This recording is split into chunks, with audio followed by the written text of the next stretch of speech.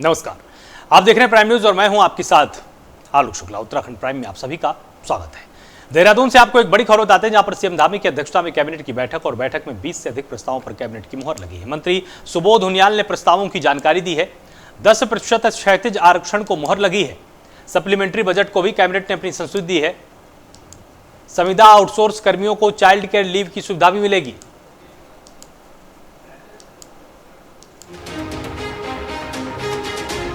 तो supplementary budget को भी कैबिनेट ने मंजूरी दी है। संविदा आउटसोर्स कर्मियों को चाइल्ड केयर लीव की भी सुविधा मिलेगी।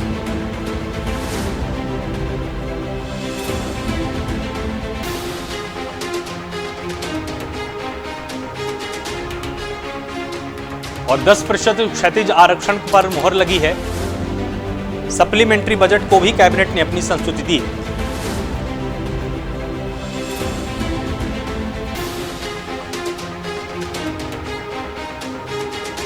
और बैठक में 20 से अधिक प्रस्तावों पर कैबिनेट की मुहर लगी है। मंत्री सुबोध उनियाल ने प्रस्तावों की पूरी जानकारी दी। 10% क्षैतिज आरक्षण पर मुहर लगी है। सप्लीमेंट्री बजट को भी कैबिनेट ने अपनी संस्तुति दे दी है। और संविदा आउटसोर्स कर्मियों को चाइल्ड केयर लीव की भी सुविधा मिलेगी।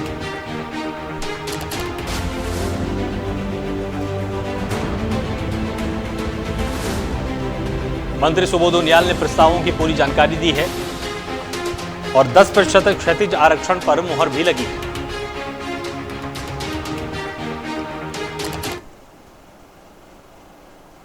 अब आइए आपको देहरादून से एक बड़ी खबर बताते हैं, जहां पर कल बागेश्वर के दौरे पर रहेंगे सीएम धामी और बीजेपी प्रत्याशी के पक्ष में जनसभा करेंगे मुख्यमंत्री।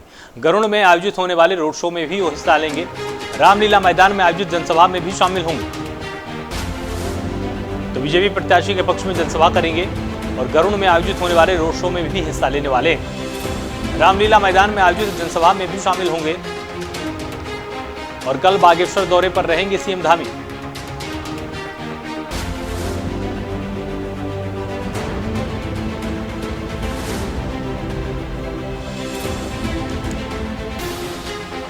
इसके साथ ही जनपद चमोली के थराली, ग्वालदम, नारायणबगड़ क्षेत्र में हुई आपदा का हवाई सर्वेक्षण करेंगे। दोपहर 12 बजे विधानसभा क्षेत्र बागेश्वर उपचुनाव में भाजपा प्रत्याशी के पक्ष में गरुड़ में रोड शो और रामलीला मैदान में आयोजित जनसभा में प्रतिभाग करेंगे। 3:25 पर बागेश्वर में भाजपा प्रत्याशी के पक्ष में रोड शो में प्रतिभाग करने वाले हैं।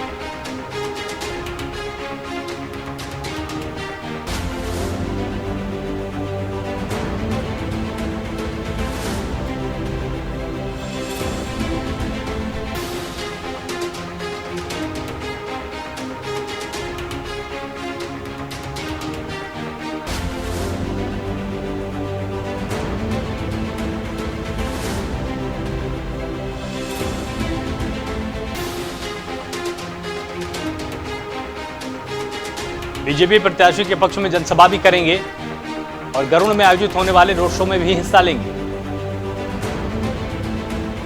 रामलीला मैदान में जनसभा में मुख्यमंत्री पुष्कर सिंह धामी शामिल होने वाले हैं और कल बागेश्वर के दौरे पर रहेंगे सीएम धामी। आपको बताएं कि बीजेपी प्रत्याशी के समर्थन में एक जनसभा में भी वो संबोधित करने वाले हैं।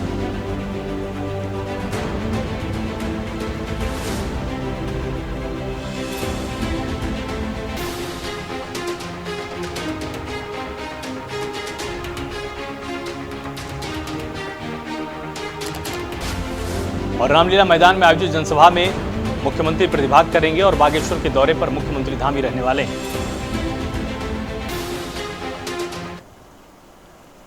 बागेश्वर उपचुनाव को लेकर कांग्रेस काफी मुखर है और भाजपा को घेरने के लिए कोई कोर कसर नहीं छोड़ रही है। उत्तराखंड कांग्रेस के प्रतिनिधि मंडल ने मुख्य निर्वाचन अधिकारी से मुलाकात कर बागेश्वर में हो रहे सरकारी मशीनरी के दुरुपयोग और पत्रकारों के उत्पीड़न के मद्देनजर ज्ञापन सौंपा है। कांग्रेस का मानना है कि बागेश्वर में सरकार सरकारी मशीनरी का दुरुपयोग कर रही है और कांग्रेसी कार्यकर्ताओं को जबरन प्रशासन परेशान कर उत्पीड़न कर रहा है।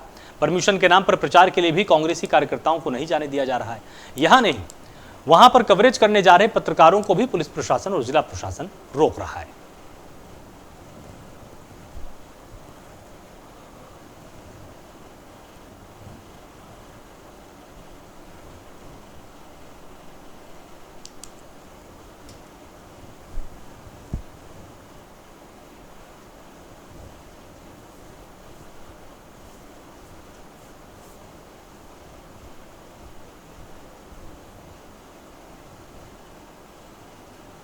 देहरादून में विधानसभा का मानसून सत्र 5 सितंबर से शुरू होने वाला है, जिसे लेकर सुरक्षा बैठक की अध्यक्षता करते हुए विधानसभा अध्यक्षा ऋतु खंडूरी ने सत्र के दौरान सुरक्षा संबंधी सभी व्यवस्थाओं के लिए संबंधित अधिकारियों के साथ बातचीत की। इसके बाद ऋतु खंडूरी ने सुरक्षा व्यवस्था चाक चौबंद रखने के भी निर्देश दिए। बता दें कि इस बार का सत्र में काफी हंगामा होने का आसार है। कांग्रेस कई मुद्दों को लेकर मुखर है, जिसको लेकर वो सदन के भीतर और सदन के बाहर दोनों तरफ सरकार को घेरने का प्रयास करेगी। ऐसे में सदन की सुरक्षा काफी अहम हो जाएगी, जिसको लेकर तमाम पहलुओं पर चर्चा की गई और विधानसभा अध्यक्ष ने सुरक्षा के अनुरूप पुलिस फोर्स की व्यवस्था करने के निर्देश दिए।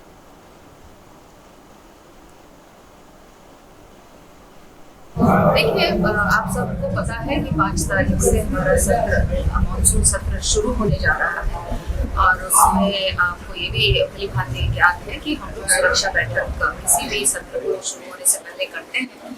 तो उसी के तहत ये आज बैठक हुई और सारे अफसरान यहाँ पहुंचे थे और उनसे किस तरह से सुचारू रूप से हम अपना सदन चला पाए, अपना सत्र चला पाए, साथ ही साथ आम जनता को किसी प्रकार का कष्ट ना हो, दिक्कत ना हो, इस पर हम लोगों ने आज विचार किया और उसके बाद मैंने निर्देशित किया है कि सुचारू रूप से हमारा सदन चले। इसके लिए हम लोग सब प्रयासरत हैं और साथ ही साथ जनता को जो ट्रैफिक में इश्यूज होते हैं वो कम से कम मिनिमम इस पर बातचीत समय पे आना चाहिए। सबका अपने अपने समय का वैल्यू होता है।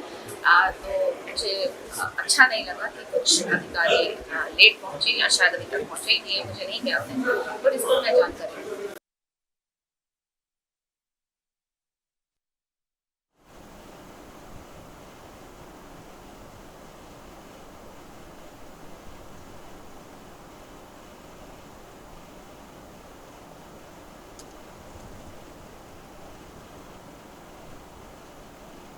देहरादून में बीजेपी प्रदेश अध्यक्ष महेंद्र भट्ट ने केंद्र सरकार की तरफ से रसोई गैस सिलेंडर में दी गई छूट को देश भर की बहनों को रक्षाबंधन का तोहफा बताया है।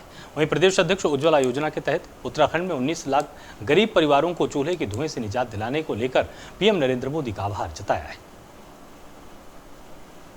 रक्षाबंधन के से पूर्व पूरे देश की बहनों को जो तोहफा देश के प्रधानमंत्री आदरणीय नरेंद्र भाई मोदी जी द्वारा दिया गया, मैं देवभूमि उत्तराखंड की ओर से प्रधानमंत्री का हृदय से आभार व्यक्त करता हूं। घरेलू गैस कनेक्शनों के लिए 200 रुपये पर कनेक्शन की छूट और ख़ास तौर पर जो गरीबी रेखा के नीचे जीवन यापन कर रहे हैं, ऐसे जो इनको हमने उज्ज्वला योजना के तहत गैस कनेक्शन दिए गए, ऐसे सब लोगों को 400 रुपये पर गैस कनेक्शन की छूट देने की घोषणा आज माननीय प्रधानमंत्री जी ने की है और साथ साथ 75 लाख नए उज्ज्वला कनेक्शन देने के भी जो आज उनके द्वारा कैबिनेट द्वारा घोषणा की गई है।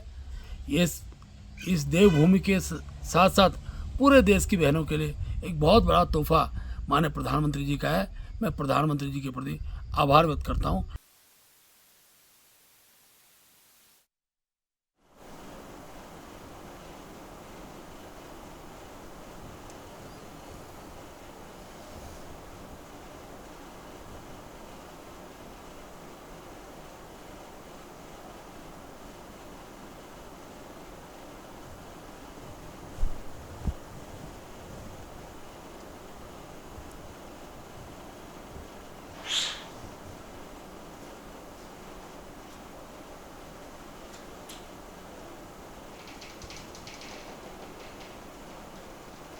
भारतीय किसान यूनियन टिकैत के जिलाध्यक्ष विजय शास्त्री के नेतृत्व में रुड़की के बोट क्लब स्थित अधीक्षण अभियंता कार्यालय पर किसानों ने एक दिवसीय धरना प्रदर्शन किया। किसानों ने आरोप लगाया कि विद्युत विभाग किसानों का उत्पीड़न कर रहा है, जिसको लेकर आज धरना प्रदर्शन किया गया। वहीं भाकियू के जिलाध्यक्ष विजय शास्त्री ने बताया कि किसानों की विद्युत समस्याओं को लेकर प्रदर्शन किया गया है और अगर मांगे जल्द पूरी नहीं की गई तो विद्युत विभाग कार्यालय पर अनिश्चितकालीन धरना दिया जाएगा।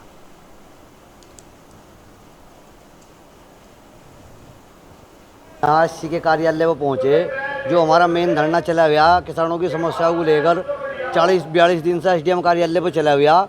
उसी तरह जो विभाग की जो गलतियां हैं उसी विभाग पर हम धरना प्रदर्शन करते रहे, क्योंकि बिजली की बहुत ही ज़्यादा समस्याएं क्षेत्र में चल रही। अघोषित कटौती को लेकर चल रही, विजिलेंस के जो छापे मारे जा रहे वो गलत तरीके से छापे मारे जा रहे और ज़्यादा जुर्माना 50-50 हज़ार 1 लाख का जुर्माना बनाया जा रहा है। तो किसान मजदूर कहाँ से इतना जुर्माना देगा।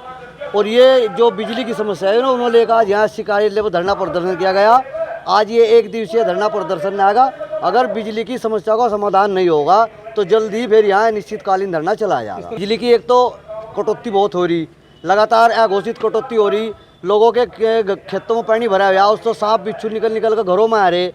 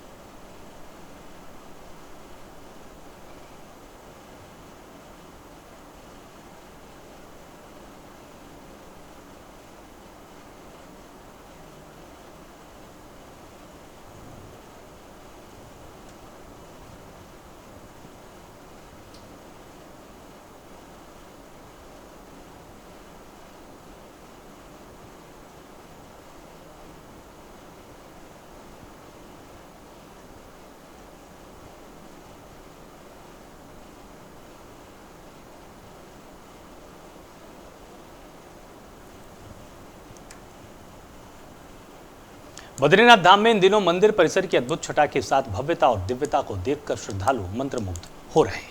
दरअसल नर नारायण सेवा समिति कैथल हरियाणा के बद्रीनाथ मंदिर को 7 क्विंटल फूलों से सजाया गया। वहीं मीडिया प्रभारी बीकेटीसी डॉक्टर हरीश गौड़ ने बताया कि कपाट खोलने से लेकर अभी तक 11,88,430 श्रद्धालु बद्रीनाथ दर्शन को पहुंच गए।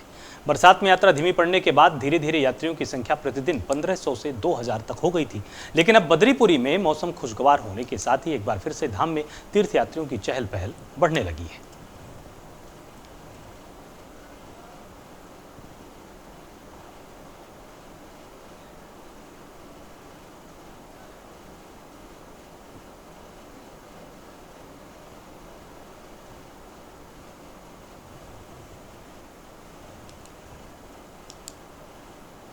देहरादून में बुधवार को पूर्व कैबिनेट मंत्री डॉक्टर हरक सिंह रावत के ठिकानों पर विजिलेंस ने छापेमारी को अंजाम दिया है, जिसके बाद हरक सिंह के पक्ष में हरीश रावत उतर गए और उन्होंने कहा कि उनको मामले की जानकारी नहीं है।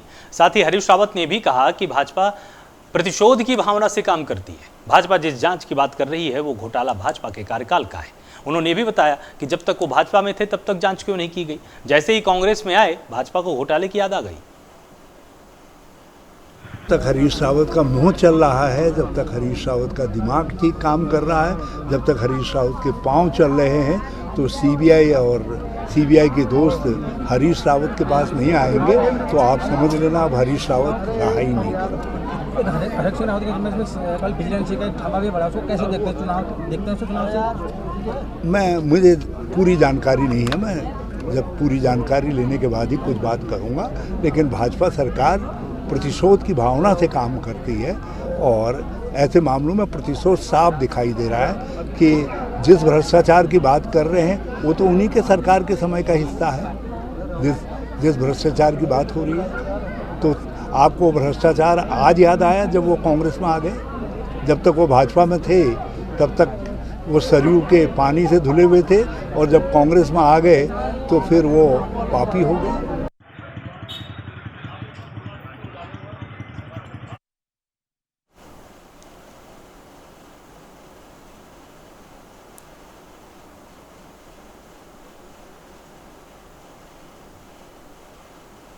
पौड़ी में जिलाधिकारी आशीष चौहान ने राजस्व विभाग नगर निकाय के अधिकारियों के साथ बैठक कर विभाग को सरकारी भूमि का लेखा जोखा सुरक्षित रखने और सरकारी भूमि से अतिक्रमण हटाने के निर्देश दिए।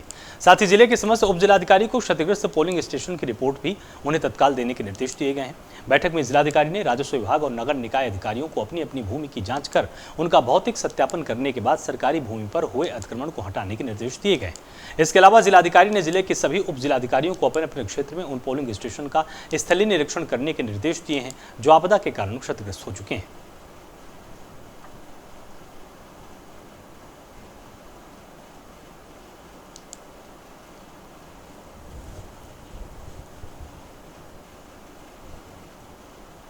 के द्वारा ये निर्देशित किया गया कि जो हमारे राजस्व अभिलेख हैं उनको इम्प्रूव करते हुए जो म्यूटेशन के प्रोसेस हैं या कहीं पर जो प्रॉब्लम्स आती हैं आम जनमानस को भी और रेवेन्यू रिकॉर्ड अनसिस्टमेटिक तरीके से मेंटेन होते हैं, तो उस सबको प्योरीफाई करवाने के लिए इम्प्रूव करने के लिए ऑनरेबल चीफ सेक्रेटरी सर की तरफ से निर्देशित किया गया। इस क्रम में फील्ड स्तर पे भी वेरिफिकेशन होगा, जो गवर्नमेंट की प्रॉपर्टीज़ हैं या गवर्नमेंट की लैंड है उसको भी आइडेंटिफाई किया जाएगा, डिमार्केट किया जाएगा।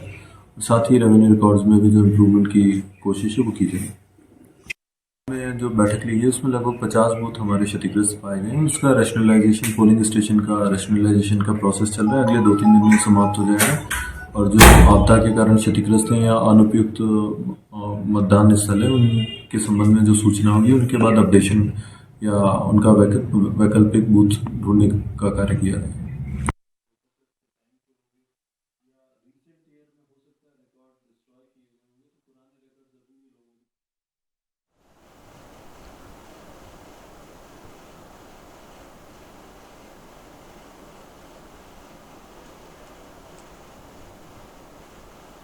खबर देहरादून से है, जहां विक्रम मैजिक और सिटी बस चालकों की मनमानी पर लगाम कसने के लिए यातायात पुलिस अब उन्हें यूनिक आईडी देने का प्लान बना रही है। इससे यातायात नियमों का उल्लंघन करने पर चालक की आसानी से पहचान हो सकेगी और साथ ही बिना लाइसेंस वाहन संचालन पर भी लगाम लग सकेगी। यूनिक आईडी बनाने के लिए वाहन यूनियनों को जो चालक की जानकारी यातायात पुलिस कार्यालय में जमा करने को कहा गया और यातायात पुलिस ने 1 सितंबर से इस व्यवस्था को लागू करने के आदेश दिए हैं। इसके बाद कोई भी चालक बिना यूनिक आईडी के विक्रम, मैजिक और सिटी बस नहीं चला पाएगा।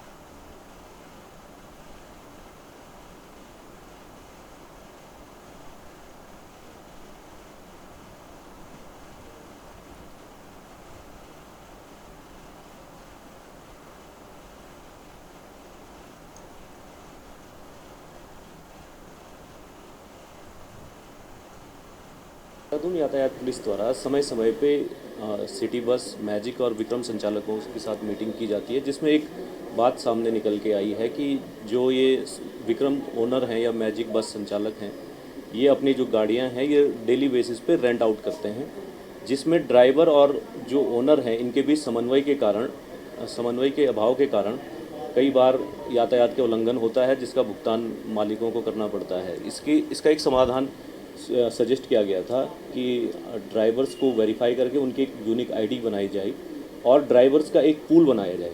तो ड्राइवर का हमारे द्वारा सजेस्ट किया गया था कि आप लोग ड्राइवर का एक पूल बना दें और उसी पूल को ट्रैफिक पुलिस द्वारा एक आईडी हर ड्राइवर को दी जाएगी। ड्राइवर स्वतंत्र होगा, चाहे वो मैजिक चलाना चाहे, विक्रम या बस चलाना चाहे, बिना उसके विक्रम संचालकों द्वारा, बस संचालकों और मैजिक संचालकों द्वारा भी इसमें सहमति प्राप्त दी गई है कि वो उनकी जो यूनियंस है किसी भी ऐसे आदमी को, ऐसे ड्राइवर को अपने वाहन रेंट आउट नहीं करेंगे जिनके पास यूनिक आईडी नहीं होगी। इससे वायलेशन और ट्रैफिक जाम में थोड़ा संभावना है कि सुधार होगा।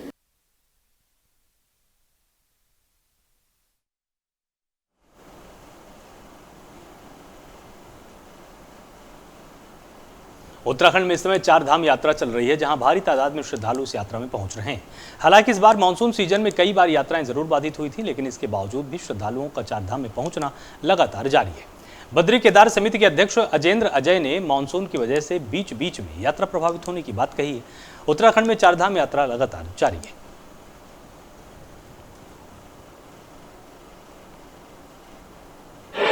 वर्ष मानसून सीजन में बड़ी भारी संख्या में वर्षा होती रही और अनेक स्थानों पर मार्ग बाधित होते रहे, जिसके कारण समय समय पर यात्रा में अवरोध भी उत्पन्न हुए। लेकिन गत वर्षों की तुलना में देखें हम तो इस वर्ष मानसून सीजन में भी जो यात्री थे, श्रद्धालु थे, तीर्थयात्री थे, उनकी संख्या काफ़ी अधिक रही है और निरंतर यात्रा जारी है। और जैसा कि अब कुछ दिनों से मानसून कुछ का असर कुछ कम दिख रहा है, तो इस हिसाब से फिर अनुमान है कि आगामी कुछ दिनों में यात्रा अपने तीव्र रूप में होगी और बड़ी संख्या में श्रद्धालु तीर्थयात्री धामों की ओर आएंगे। अब तक आप देख सकते हैं कि 37 लाख के लगभग जो श्रद्धालु तीर्थयात्री हैं वो हमारे चारों धामों में पहुंच चुके हैं। अकेले बद्रीनाथ और केदारनाथ में 24 लाख के लगभग श्रद्धालु अब तक दर्शनों के लिए पहुंच चुके हैं और अभी कपाट बंद होने में काफ़ी समय है। तो इस वर्ष हमारा अनुमान है कि जो चार धाम यात्रा है वो अपने जितने भी पुराने रिकॉर्ड हैं उनको ध्वस्त करके एक नया कीर्तिमान स्थापित करेगी। बद्रीनाथ केदारनाथ मंदिर समिति के स्तर से, प्रदेश सरकार के स्तर से और यात्रा से संबंधित जो विभिन्न एजेंसियां हैं उनके माध्यम से यात्रा व्यवस्थाओं को लेकर के निरंतर अपनी तैयारियां जारी रखी गई हैं। और जैसा कि मैंने पूर्व में भी कहा कि यात्रियों की संख्या में वृद्धि होने का अब फिर से अनुमान है, तो उस हिसाब से भी तमाम एजेंसियां अपने स्तर से यात्रा व्यवस्था को लेकर के चाक चौबंद हैं। वाराणसी और बद्रीनाथ में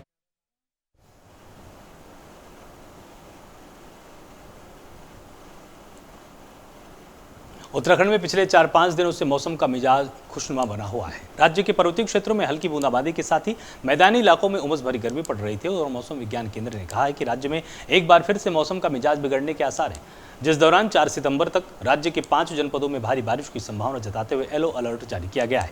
मौसम विभाग ने कहा कि विशेषकर कुमाऊं मंडल के जनपदों में अगले 3-4 दिनों में गरज चमक के साथ भारी बारिश होने की संभावना है। इस दौरान कहीं कहीं बिजली गिरने की भी संभावना है, जिसको लेकर सावधानी बरतने की सलाह दी गई।